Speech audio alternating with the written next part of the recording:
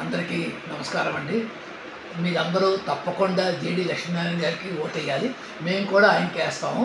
మా అబ్బాయి అమెరికాలో ఉంటే ప్రత్యేకంగా ఫోన్ చేసి మరీ చెప్పాడు జేడీ లక్ష్మీనారాయణ గారికి వెయ్యాలి.